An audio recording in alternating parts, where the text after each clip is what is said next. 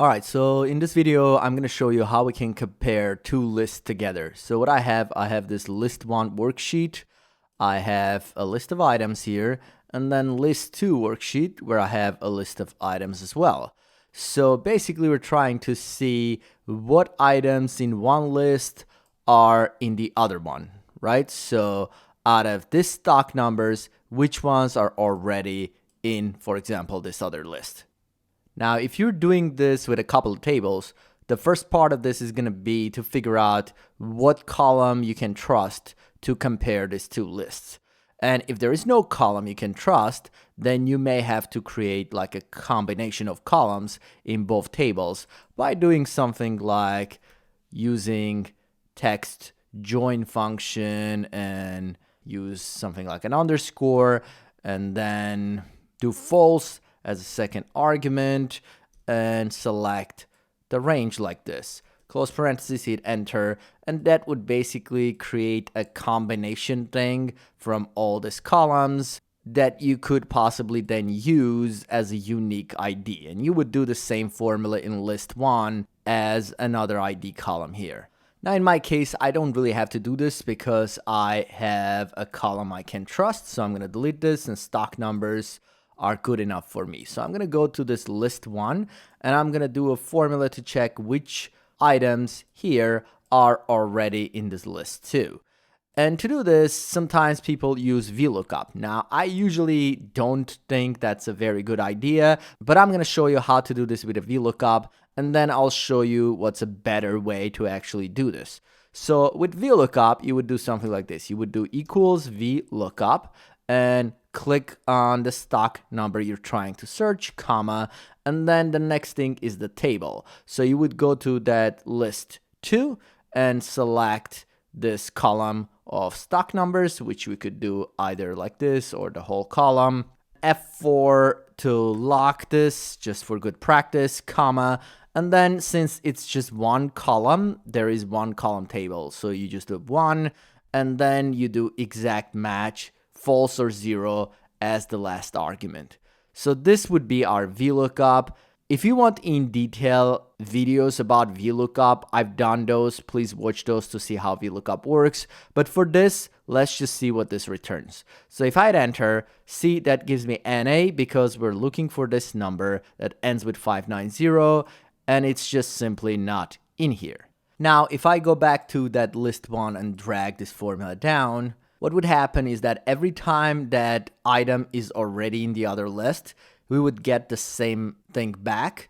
And if it's not, we would basically just get an NA. So now you could just work with this and say if it's NA, it's not in the other list. And if it's this, then it is. So this is the way to do this with a VLOOKUP. Now, I'm going to just get rid of this because that's not what we're going to do. Instead, I'm going to use a function called match. So with match function, you have what you're searching for, similar to VLOOKUP. So that's going to be the stock number here, comma. Then I'm going to go to my list 2, and again, select the column where I'm searching. I'm going to lock this for good practice with F4, comma again. And then the last argument in match function is the type of match, and 0 would be exact match. Close parentheses. So as you can see, there is no column index in this formula. I'm going to hit enter, and we're going to get NA similar to VLOOKUP. That's just not in the other list, right? If I drag this down, however, instead of getting like the same stock number back, we're going to start getting these numbers. And these numbers represent the position where that stock number was found. So for example, when it says 7, that means this stock number that ends with 524, if we go here and if you remember, I selected the whole column. So if I go in the column 1, 2, 3, 4, 5, 6, 7, see that's the item number 7 in the list. Now, because I selected the whole column, that number will be the same thing as the row number. But if you selected maybe just a range, then it would be the number in the range. Either way, what this means is that if we get a number, that means we were able to find the item in the other list. And if it's NA, then it's not in the other list. Now, at this point, you might want something better instead of getting NAs and numbers here to just identify which one is in the list and which one is not. So what you could do, you could just go back and simply put this function inside of a different function called isNumber. And what this function does, it checks if what you have is a number or not. And if you pay attention here, every time it is a number, that means it's in the other list. And when it's not, we get some sort of NA. So with this, if I just drag this formula down, you'll see that instead of getting those numbers and NAs, we just get trues and falses. In this case, false means it's not in the other list, and true means it is. You could also get the opposite. So if you wanted trues to be the ones that are not in the other list, then you would simply just put this whole thing inside of another function, not. And what that's going to do, it's basically just going to reverse trues and falses. And if I check this, you'll see now it's true for the ones that are not in the other list and falses for the ones that are. I'm going to go back to my previous function where trues are the ones that are in the other list. So now you could just use this column for filtering if you wanted to, or you could sort by this to get trues and falses together and just work with your data. You could also use this formula that's on top for conditional formatting. So for example, if I grab this formula and copy this, hit escape to get out of the formula, and just go and select this range starting from that same row where the formula was. So the formula that I copied was in row 2. So I'm going to start selecting the stock numbers from row 2 and down. And you could just keep going for a while if you are planning to add more items to this list. So if I select something like this, I go under Format, and all the way down we have Conditional Formatting. So I'm going to do Conditional Formatting, and when I have to select how to format this, I'm going to just choose this drop down and scroll all the way down to Custom Formula Is. And as a formula, I'm going to paste that true and false formula. So if you pay attention here, I get this red box indicating that I have a problem with my formula. And the reason for that is that in Google Sheets, when you create a custom formula for conditional formatting, the formula itself cannot refer to other worksheets. In this case, our formula refers to this list 2, and that's why I'm getting this error. So if both lists were on the same worksheet, you would be done right now. But in this case, which is going to be most of the time, your second list is not going to be on the same worksheet. So what you would have to do, you would have to come here and see this reference to the other worksheet that goes to that list 2 and column B. I'm going to put that in quotes to make this text. And then to make it work as a reference, I'm going to put that inside of a function indirect. So I'm going to do indirect, open parentheses, and put that whole thing that I put in quotes inside of this function parentheses. Now with this, basically we can trick Google Sheets into thinking like this is not an external reference. And with that, you can already see it's working. Now I get all greens for everything that's in the other list. Now if you wanted a different color or formatting, you can basically come here and choose whatever coloring or styling you want for this. Let's go with that. Click done.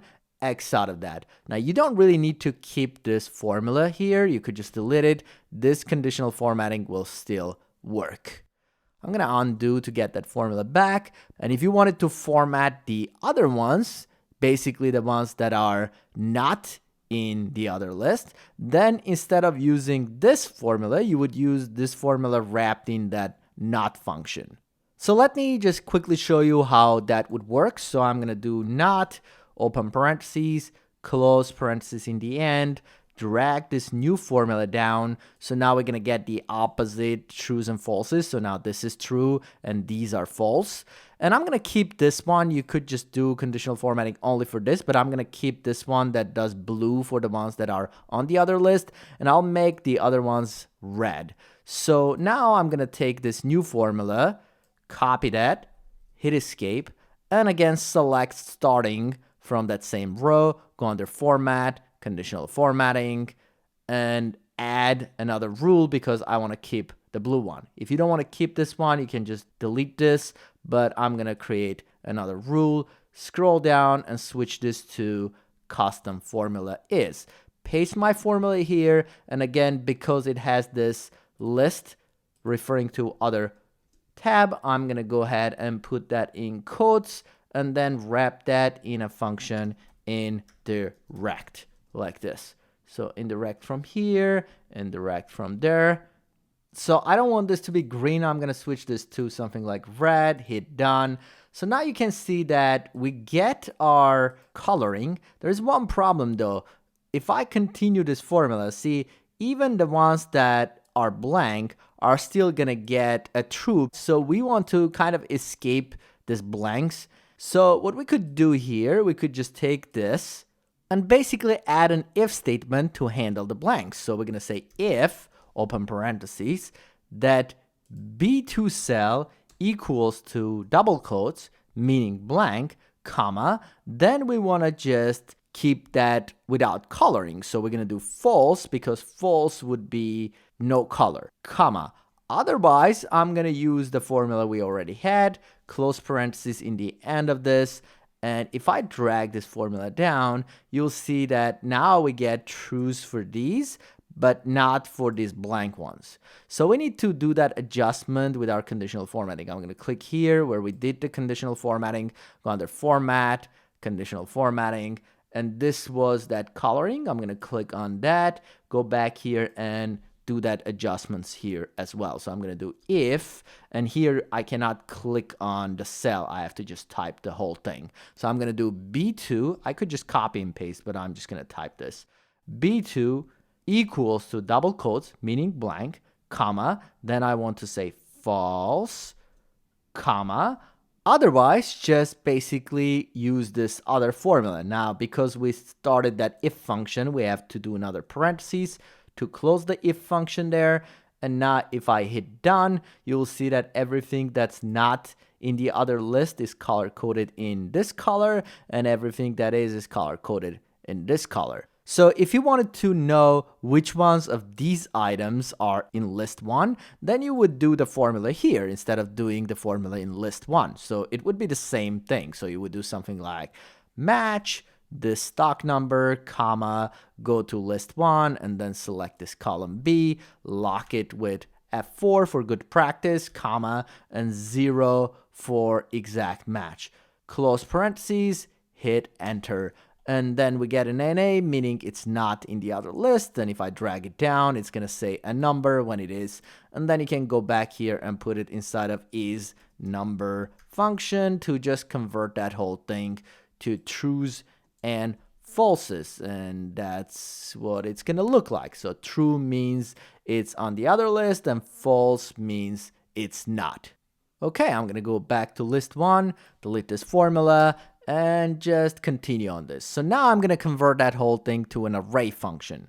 So what I mean by that is here I'm going to create that match function. So the regular match function would be, let's search for this first stock number, comma, and go to list 2 and select the list. You could either do the whole column B, or you could start from here and go down and maybe drop the end reference to just send it all the way down, starting from that position. For now, I'm just going to select the whole column B. That's good enough for me. For good practice, I'm going to press F4 key to lock the range, comma, and then do 0 for exact match. So this is what we did, and if I hit enter, that gives me this. So what I'm going to do, I'm going to convert this to an array function. And the way I'll do that, I'll just go back, and instead of doing B2, I will just select this range of values from B2 all the way through B9.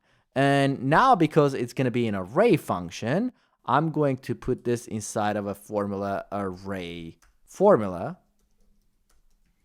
so that it works as an array function. And when I hit enter, you see it automatically drops down without me having to go back here to the corner and dragging this down. And now I can do the same thing as I did before, just put this inside of is number function, just like this, and get trues and falses instead with one formula on top.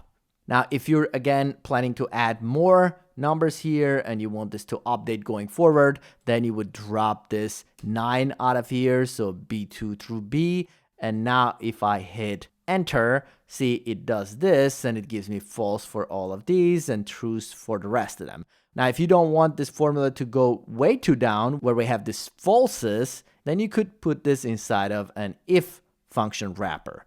So you can just go in here and say if this range over here, and I'm going to drop the end reference, equals to double quotes blank, comma, then we'd like to keep it blank, so double quotes again, comma. Otherwise, if it's not blank, we're going to do the thing that we used to do, which is this isNumber with a match function. Close parentheses in the end, hit enter. We got our trues and falses in the right places. And again, if you want to switch falses and trues so that it says true for the ones that are not, you would simply just put this inside of a function not, just like this, and it would basically just reverse. I'm going to go back and put that back and just have my isNumber thing without the not function. Remove one of those parentheses to make sure the not function is removed. So now I got this. Now, the nice thing about array formulas is that array formulas can also be used within filter function. So let me show you an example where you could use it. So I'm going to create a whole new sheet